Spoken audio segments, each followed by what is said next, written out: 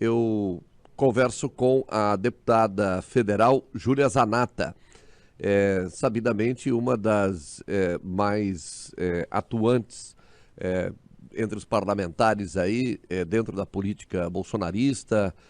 Eu quero ouvir dela um pouco mais sobre como ela está interpretando, como está analisando esse cenário que nós estamos vivendo aí, o presidente nos Estados Unidos, as manifestações em Brasília. Deputada Júlia Zanatta, prazer ouvi-la, bom dia. Bom dia, Messer, bom dia a todos os ouvintes, essa audiência qualificada da Rádio Eldorado, sempre um prazer falar com vocês. Estou à sua disposição. Opa, prazer é nosso. Deputada, como é que a senhora está olhando para tudo isso que está acontecendo? E qual é a sua leitura para esse cenário, os movimentos em Brasília, as invasões em Brasília? Como é que a senhora está olhando para isso? Com muita preocupação, Mestre. Desde domingo, quando vimos o que aconteceu, foi muito triste, porque a gente, seguindo a coerência, a lógica do que sempre a gente defendeu, criticamos invasões, criticamos depredações, né? O presidente Bolsonaro, apesar de estar sendo acusado de tudo, sempre falou que era para agir dentro das 4 linhas das constituições, né? E nesse cenário todo, quem mais eu vi ter razão até agora, de todas as avaliações, foi o ex-ministro do Supremo Tribunal Federal, o Marco Aurélio. Ele falou: o que começa mal, termina mal, né?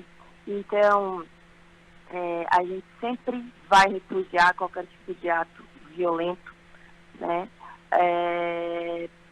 E o que acontece? Mais repressão agora em cima desses atos, mais opressão. Me preocupou muito, por exemplo, a fala do Lula logo após o que aconteceu. Achei que ele ia vir, Mestre, com um discurso apaziguador, mas pelo contrário. Ele chamou todo mundo de nazista, de fascista, no magaço chegou até chamar de stalinista, mas aí disse: opa, stalinista não, porque stalinistas são os companheiros dele, né? Então prova que ele relativiza a violência, relativiza o genocídio, porque a gente sabe, né, quem foi Stalin, a gente sabe que foi o comunismo. E o que acontece?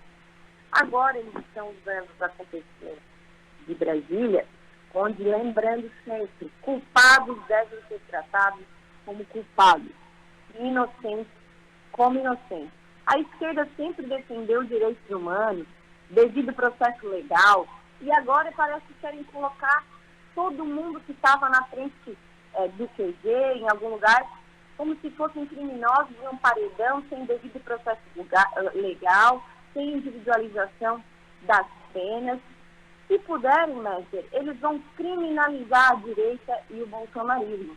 E isso não pode acontecer, porque nós precisamos viver numa sociedade com pluralidade de ideias, numa sociedade democrática, certo?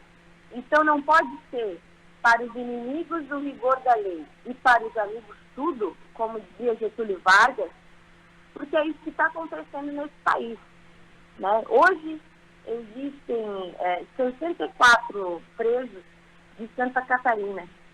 Lá um pouco é mulher, um pouco é homem, um está na Papuda, o homem está na Papuda, o outro está na, sei lá, Colmeia, certo? E essas pessoas foram colocadas primeiro num galpãozão da PF, lá em Brasília, ficaram dias e dias em um tratamento desumano, um tratamento que não respeita as leis desse país, né? Então, aqui parece que o jogo inverteu, porque quem dizia que encarceramento e cadeia não era solução, agora defende cadeia para todo mundo, sem o devido processo legal, sem respeitar as leis e a Constituição, e não pode ser assim. Por isso que, quando a gente viu o que estava acontecendo, liguei para o governador Jorginho Melo, falei com a secretária de Articulação Nacional, a Vânia, né, e logo após o governo do Estado disponibilizou aí que a Defensoria Pública do Estado desse alguma assistência para garantir apenas a legalidade para esses catarinenses, né, o devido processo legal, como falei, porque todas essas pessoas vão ser enquadradas automaticamente em 8 crimes, entre eles atos terroristas, inclusive preparatórios, né? E outro fato, Mércia, que é importante falar, parlamentares que já estão nessa legislatura, porque é importante salientar que nós estamos na antiga legislatura, que acaba só dia 1º de fevereiro, a minha posse será só dia 1º de fevereiro. Então, várias reportagens de vários veículos de comunicação e também alguns parlamentares levantaram uma seguinte questão, que a ABIN e vários órgãos do governo federal foram avisados, inclusive o ministro comunista da Justiça, Flávio Dino. Ele foi avisado, ele sabia. Então, vamos partir da lógica de que se isso acontecesse no governo Bolsonaro, ele seria o primeiro a ser responsabilizado, ele ser o ministro da Justiça. E não estão responsabilizando Flávio Dino. Então, parece que tiveram votos aí para criar uma comissão de investigação desses atos. E nós também vamos querer, do que aconteceu, eu quero esclarecimento. Eu quero sim culpar quem tem culpa e culpar também quem tem omissão. E o Flávio Dino sabia por que não agiu. Porque o Alexandre de Moraes mandou prender todo mundo, mandou prender ex-comandante da Polícia Militar do Distrito Federal, mandou prender Anderson Torres, ex-ministro da Justiça de Bolsonaro, e ele estava no cargo de... Ele estava de férias, aliás, no cargo de secretário de Segurança do Distrito Federal. Afastou um governador. Não existe lei para o que ele fez. Afastou um governador democraticamente eleito pelas urnas que eles defendem e ele afastou numa canetada.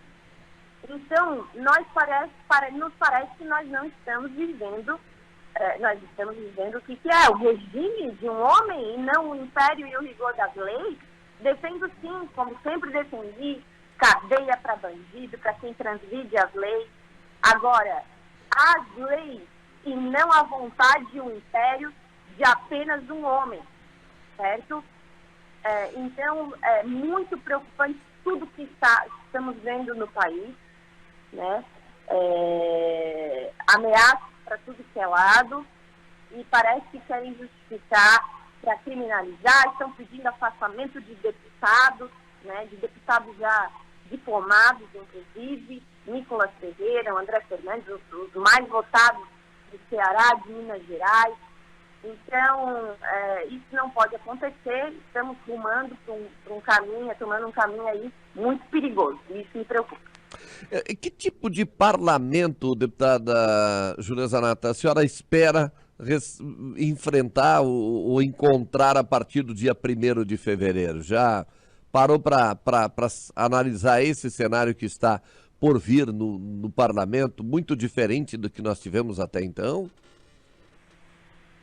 Messer, eu não paro de pensar sobre isso um minuto da minha vida, desde que...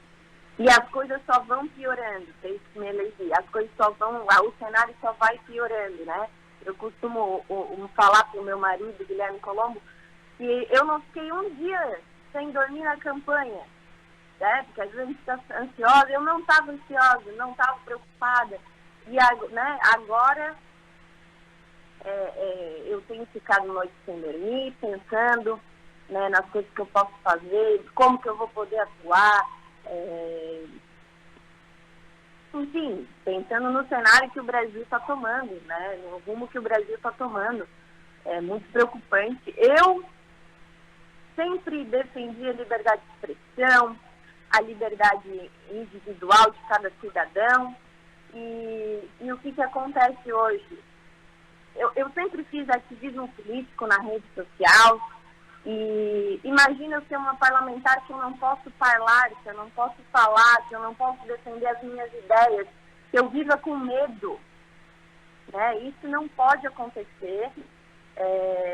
Muita gente, inclusive, está vindo falar para mim, Júlia, acabou tudo, mas eu tenho fé, né? Eu tenho muita fé, eu tenho muita coragem, muita disposição para lutar e para combater dentro das 4 linhas da Constituição e que pede muito que a gente xingue Bolsonaro de tudo porque ele fala isso, mas o caminho hoje que nós temos é a política para mudar o que está aí. O caminho sempre foi esse, né, da política, de resolvermos as coisas dentro da lei, dentro da Constituição, e não podemos nos nivelar ao lado que a gente sempre criticou. Deputada Júlia Zanatta, muito obrigado pela gentileza da entrevista aqui ao microfone da Rádio Eldorado. Estamos acompanhando esses desdobramentos todos em Brasília. Só para finalizar, tem alguma informação sobre pessoas que já foram colocadas em liberdade, pessoas aqui do sul do estado, inclusive que estavam presas lá em Brasília? Tem alguma informação mais recente? Ao todo, Messer, aproximadamente 600 pessoas de todo o Brasil foram liberadas, né? Crianças, acho que você deve ter acompanhado, mulheres, idosos. E aí ontem até foi uma conhecida minha na minha casa, e ela falou que teria uma conhecida da gente de Maracajá, que estava lá, e aí ligou para ela e ela já estava retornando para Santa Catarina. Então ela foi liberada e estava retornando para Santa Catarina. Pois não. Obrigado, deputada. Obrigado, bom dia. Valeu, abraço.